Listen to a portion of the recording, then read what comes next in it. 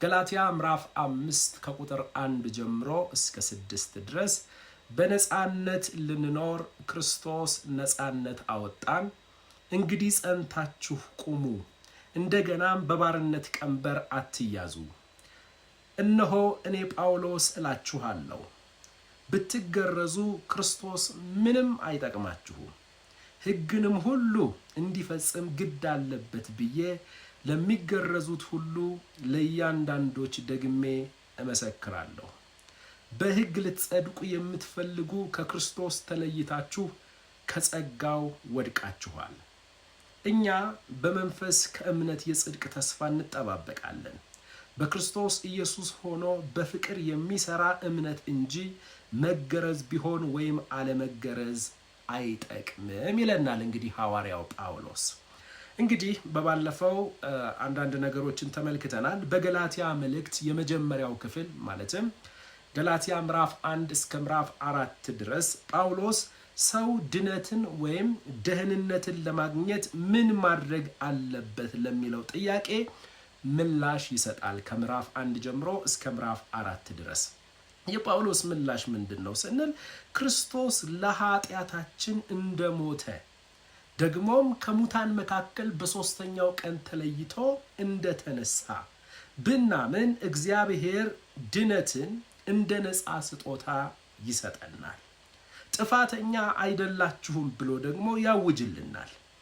ድነትን ለማግኘት መፈጸም የሚኖርብን ተግባር ወይም መጠበቅ የሚኖርብን ሕግና ስርዓት የለም።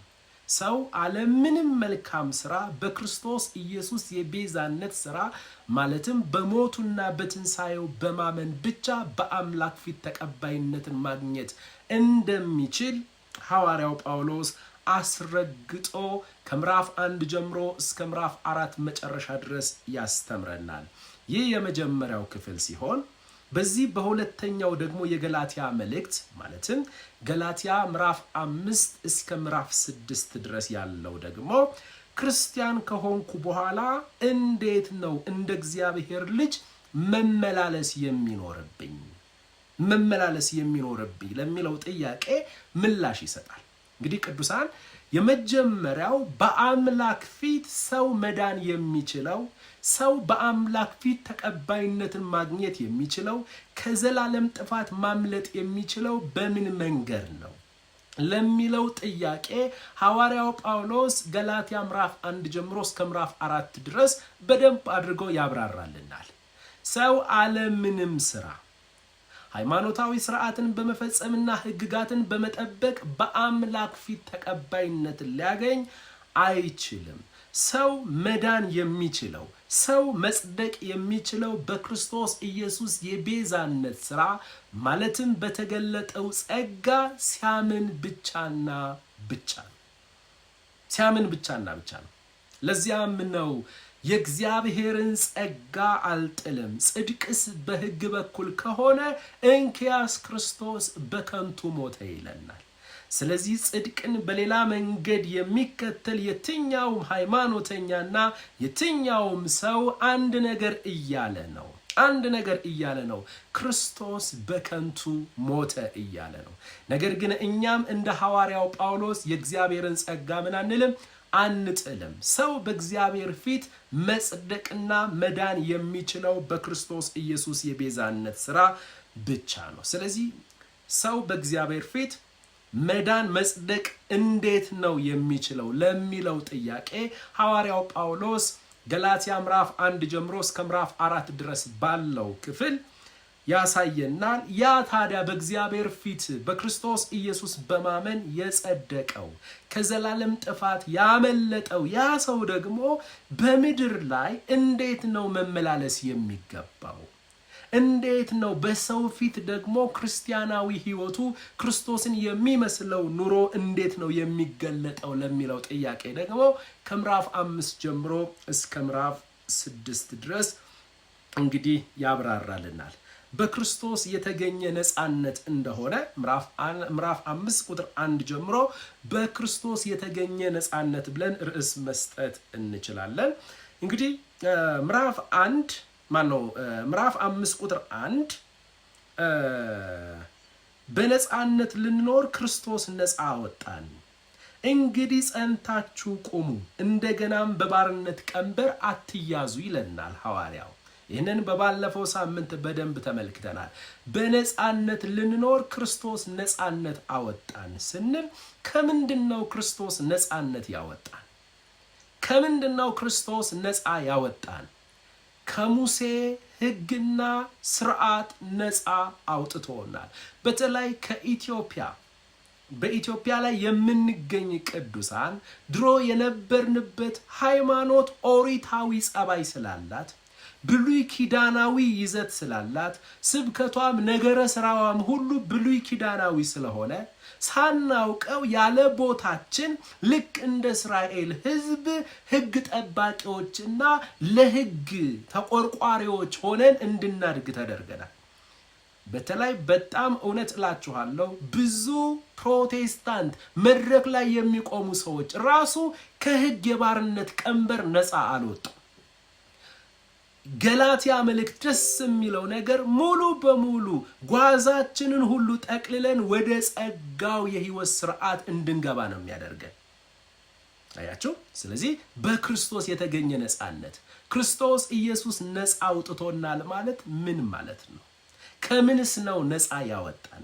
እዚህ ቦታ ላይ ገላትያ ምዕራፍ 5 ቁጥር 1 ላይ በነጻነት ልንኖር ክርስቶስ ነጻነት አወጣን የሚለው ከሱስ አይደለም። በዋናነት ከሱስ አይደለም፣ ካጋንንት እስራትም አይደለም። በዋናነት እዚህ ቦታ ላይ ነጻነት አወጣን የሚለው ከሕግ ስርዓት እስራኤላውያንና አባቶቻቸው ሊሸከሙት ያልቻሉት ቀንበር ነው ሕግ።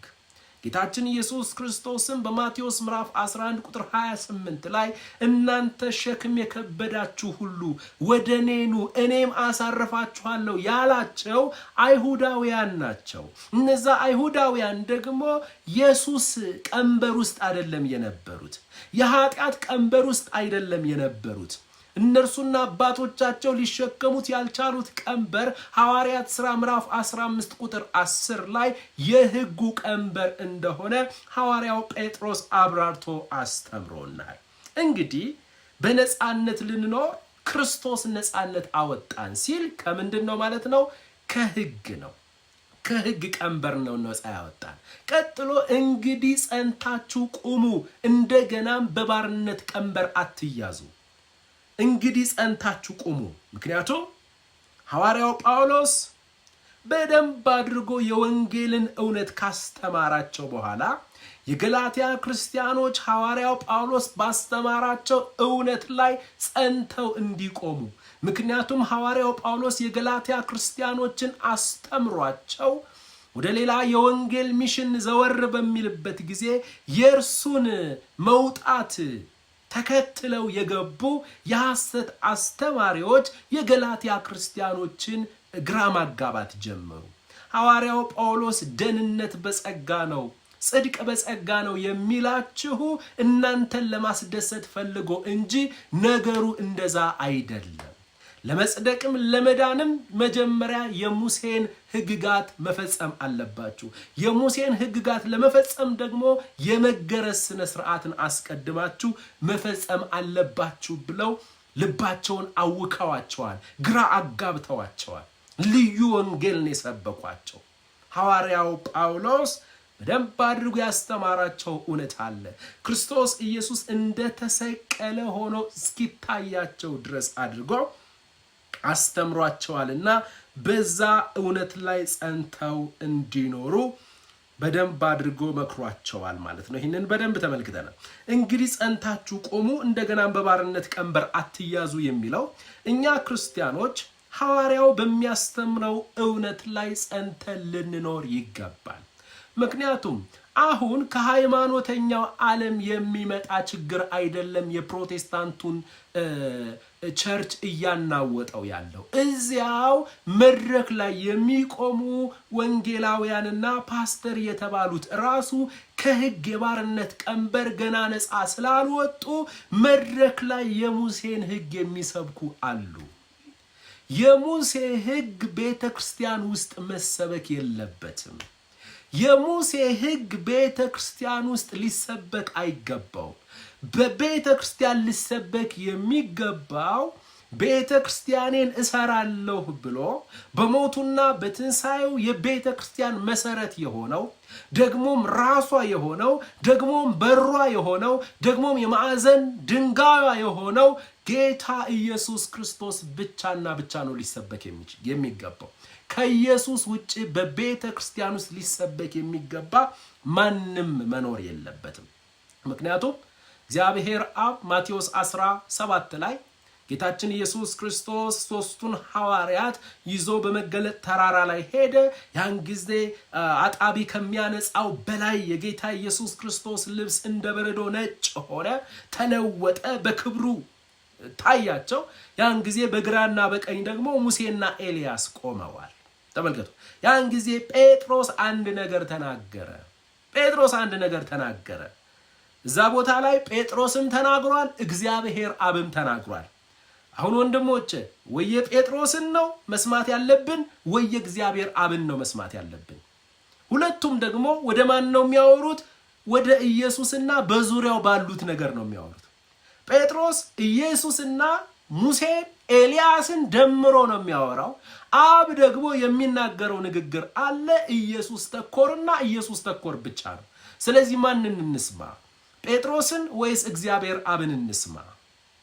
ያን ጊዜ ጴጥሮስ ሙሴንና ኤልያስን በመካከል ኢየሱስ ክርስቶስን ሲመለከት ጌታ ሆይ በዚህ መሆን ለኛ መልካም ነው።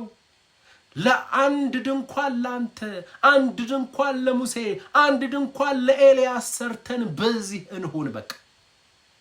የሚገርመው ነገር ጴጥሮስ የሚናገረውን አያቅም ነበር። ኢየሱስን እኩል ከሙሴ ጋር ደመረበት። ኢየሱስን እኩል ከኤልያስ ጋር ደመረበት።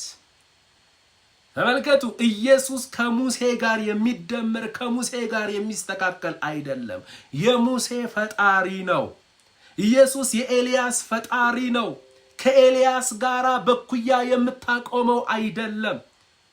ስለዚህ በስብከት በዘመን ሁሉ ብቻውን ሊሰበክ ብቻውን በልባችን ዙፋን ላይ ሊቀመጥ የሚገባው ማን ነው የሚለውን ነገር በደንብ ትኩረት እናድርግ።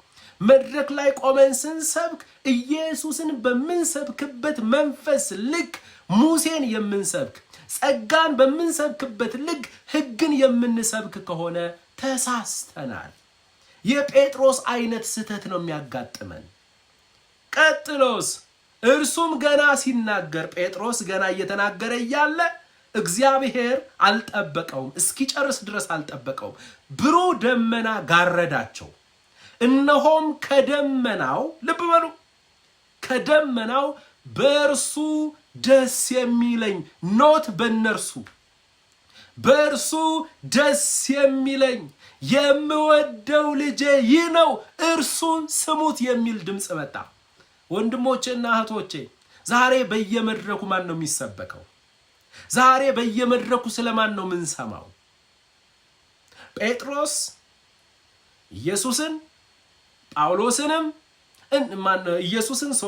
ኢየሱስን ሙሴንና ኤልያስን እኩል ነው የሰበካቸው። እግዚአብሔር አፕሪሼት አላደረገውም። ከዛ ድምፅ መጣ በደመና ውስጥ። እግዚአብሔር አብ ተናገረ፣ ሰማይ ተናገረ። ሰማይ ምን አለ? በእርሱ ደስ የሚለኝ የምወደው ልጄ ይህ ነው እርሱን ስሙት የሚል ድምፅ መጣ። ስለዚህ ወንድሞቼ እህቶቼ መጀመሪያ እስኪ ወደ ራሳችን ልብ እንምጣ። በልባችን ዙፋን ላይ ከኢየሱስ ጎን ያስቀመጥነው የሆነ ክፍል ይኖር ይሆን? እንደ ጴጥሮስ ሙሴና ኤልያስን ነበር ከኢየሱስ ጋር ያስቀመጣቸው። ዛሬ በልባችን ዙፋን ከኢየሱስ ጎን ያስቀመጥነው ማንን ነው? በልባችን ዙፋን ላይ ከኢየሱስ ጎን ያስቀመጥናት መልካም ስራችን ትኖር ይሆን? ከኢየሱስ ጎን ያስቀመጥናት አገልግሎታችን ትኖር ይሆን? ከኢየሱስ ጎን ያስቀመጥናት የሆነች ልምምዳችን ትኖር ይሆን? ፈጽሞ አያዋጣችሁም። ኢየሱስ ብቻና ብቻ፣ ሰማይ የተናገረለት ብቻና ብቻ፣ በልባችን ዙፋን ላይ ከኢየሱስ ቀጥሎ ማንን ያስቀመጥ ነው? ባላችንን፣ ሚስታችንን፣ ልጆቻችንን ጣዖቶች ሆነውብናል። አውጣቸው። ለሚስት የሚስትነት ቦታ አላት። ለባልሽ የባልነት ቦታ አለው። ለልጆቻችሁ የልጅነት ቦታ አላቸው። የኢየሱስን ቦታ ግን ባልሽ ሊወስድ አይችልም።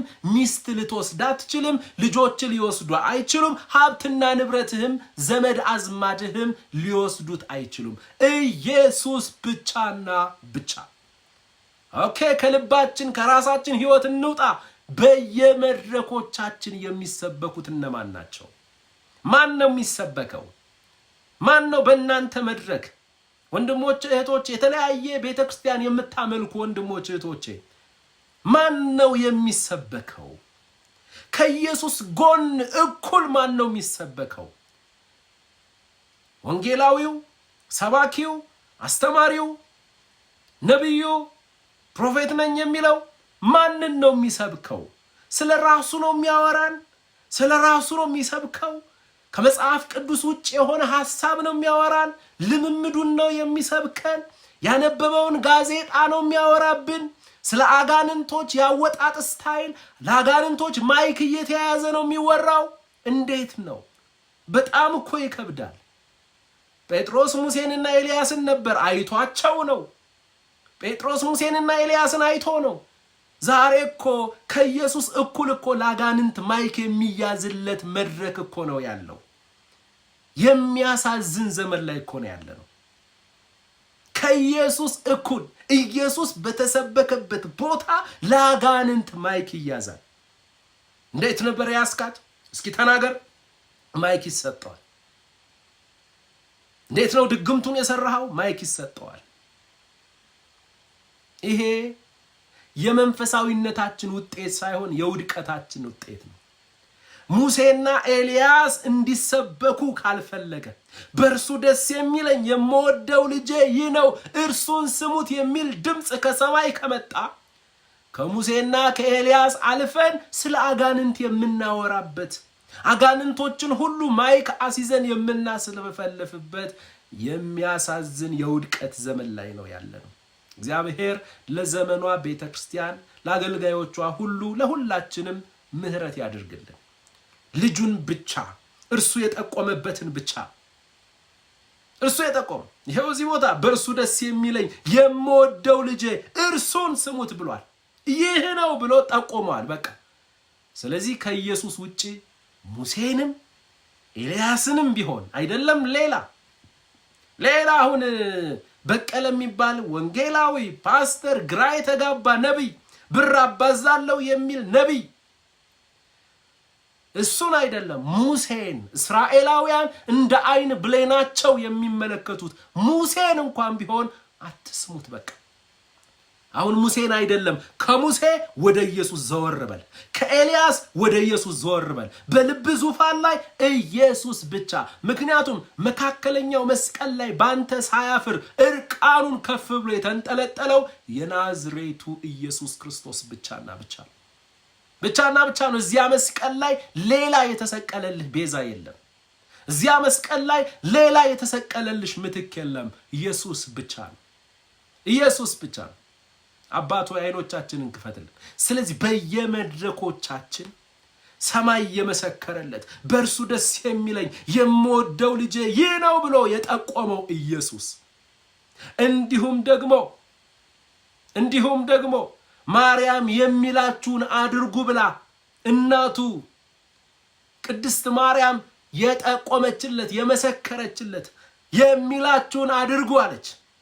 ስለዚህ እሱ የሚላችሁን አድርጉ ብላ ወደሱ ነው የሚጠቆመው።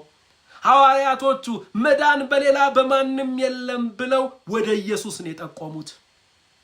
ወደ ኢየሱስ ሁሉም የሚጠቆመው ወደ ኢየሱስ ነው። ወደ ኢየሱስ ስንመጣ ደግሞ ወደ ሌላ አይጠቁመንም። እኔ መንገድ ነኝ፣ እኔ ሕይወት ነኝ፣ እኔ እውነት ነኝ፣ እኔ የዓለም ብርሃን ነኝ፣ እኔ የበጎች በር ነኝ፣ እኔ የበጎች እረኛ ነኝ፣ እኔ ያለ ራሱ ወደ ራሱ ነው የሚጠቁመው እንጂ እንግዲህ ሁሉም አብም ማርያምም ሐዋርያቱም ወደ እኔ ጠቆሙ እኔም እስኪ ልጠቁማችሁ አላለም። ሌላ ቤዛ የለም፣ ሌላ መድኃኒት የለም። እርሱ ምንድነው ያለው? እኔ ሕይወቴን ለብዙዎች ቤዛ አድርጌ ለመስጠት የመጣው ነኝ። እኔ እውነት ነኝ፣ እኔ ሕይወት ነኝ፣ እኔ መንገድ ነኝ፣ እኔ እረኛ ነኝ። እኔ ብሎ ስለ ራሱ አውርቷል። እሱ ኢየሱስ ክርስቶስ ብቻ በየመድረኮቻችን ደምቆና ጎልቶ ሊታይ እርሱ ብቻ ሊሰበክ ይገባል። እርሱ ኢየሱስ ብቻ ሰማይ የመሰከረለት ብቻ የማይሰበክበት ኢየሱስ የማይከብርበት የትኛው መድረክ ቢኖር ሰማይ ዕውቅና ያልሰጠው መድረክ ስለሆነ ከዚያ የቲያትር መድረክ ዘወር በሉ፣ ዘወር በሉ። ለመንፈሳዊ ሕይወታችሁ አይጠቅማችሁም። ለአጋንንት ማይክ የሚያዝበት መድረክ ምን ይሰራልሃል? ዘወር በል። አንተ ነፃ ወጥተሃል አይደለ? ነፃ ወጥተሃል። ጌታ ነፃ አውጥቷል። ዘወር በል በቃ። አይን ተጨፍኖ እንደ ጠንቋይ የሚጠነቆልበት ቦታ ወንድሜ ምን ትሰራለህ? ኢየሱስ እየተሰበከ አይደለም። ኢየሱስ እዚያ ቦታ ላይ ደምቆና ጎልቶ ካልታየ መንፈስ ቅዱስ በዚያ ቦታ ላይ አክቲቭ አይደለም። መንፈስ ቅዱስ አክቲቭ የሚሆነው ቃሉ የሚሰበክበት ኢየሱስ ደምቆ የሚታይበት ቦታ ላይ ብቻና ብቻ። ከዛ ውጪ ሌሎች ቲያትሮች ሰው መንፈሳዊ መሆን ሲያቅተው ቲያትረኛ ይሆናል።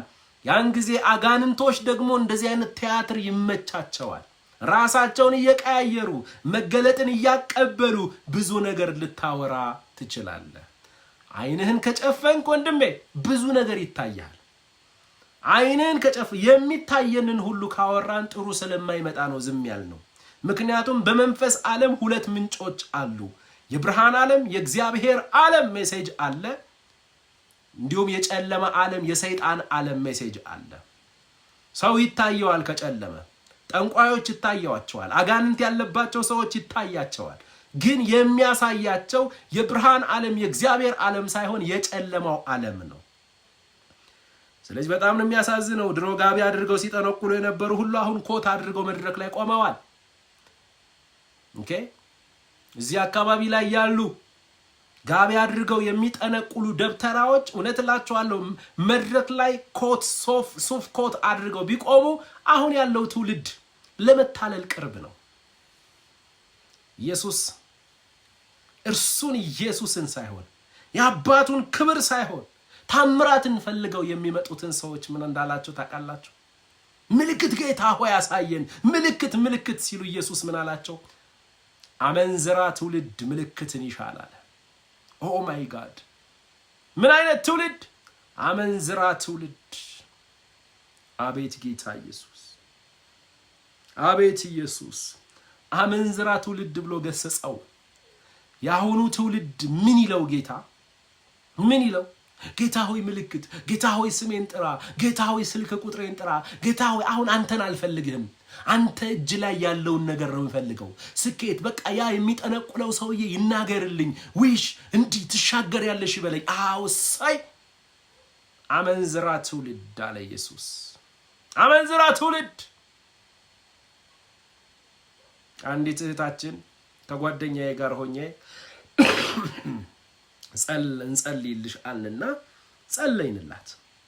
ለዛች እህት ስንጸልይላት እሷ የፈለገችው ሌላ ነው።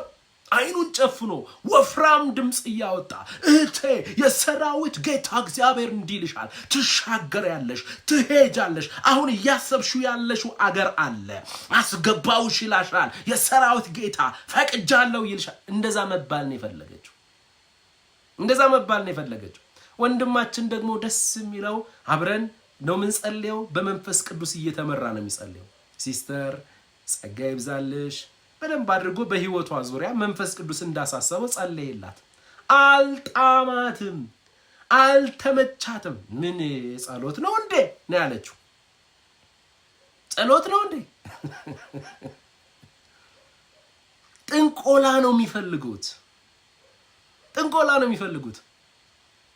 ቤተክርስቲያናችን ውስጥ በጸሎት በዴሊቨረንስ ጸጋ የተገለጡ ወንድሞች አሉ።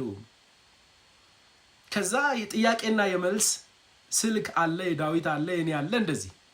እንደዚህ ለመጸለይ ደግሞ እኛንም ደግሞ እንዲያግዙን ጸጋቸውም ስለሆነ እንዲያገለግሉ ጸሎት ነው ምናምን ነገር ሲሉ የነሱን ስልክ ነው የምሰጠው። ስለዚህ አንዷ ደወለችና እንድትጸልይ ፈልጌ ነው እንድትጸልይልኝ ፈልጌ ነው ስትል ቆይ የሚጸልዩ ሰዎች አሉ ስልክ ልላክልሽ አልኩና የወንድሜን ስልክ ላኩላት። ደወለችለት። ስልክ ተቀብዬ ነው እንድትጸልይልኝ ነው። እሺ በቃ ልጸልይ። በምን ጉዳይ እንጸልይ አላት። በምን ጉዳይ እንጸልይ ሲላት እንዴ ነግሬ ነው እንዴ የምትጸልየው? ነግሬ ነው እንዴ የምትጸልየው አለና እና ታዲያ ጠንቋይ ያደረግሽኝ እንዴ? ደብተር ያደረግሽኝ እንዴ? ታዲያ ወዲያው ዘጋችሁ አለ ጆሮዬ ላይ። ተመልከቱ ሰው ምን እንደሚፈልግ ተመልከት። እንደዚህ አይነት ነገር ችግር አጋጥሞኝ ነበር፣ እንጸልይ። ከዛ በኋላ በዛ ዙሪያ እየጸለያችሁ መንፈስ ቅዱስ ቀጥሎ ያለውን ነገር ሊያወራና ሊጸልይ ይችላል። ግን ትውልዱ ምን እንደሚፈልግ ተመልከቱ። አመንዝራ ትውልድ። ሰው ቤተክርስቲያን የሚሄደው ማንን ለማየት ነው? ሰው ቤተክርስቲያን የሚሄደው ማንን ለማምለክ ነው? ሰው ቤተክርስቲያን የሚሄደው ኢየሱስን ተጠምቶ ይመስላችኋል?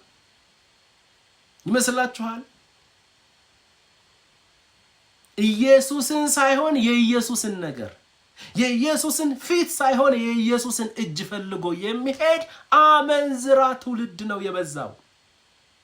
አባቶ አይኖቻችንን ክፈትልን።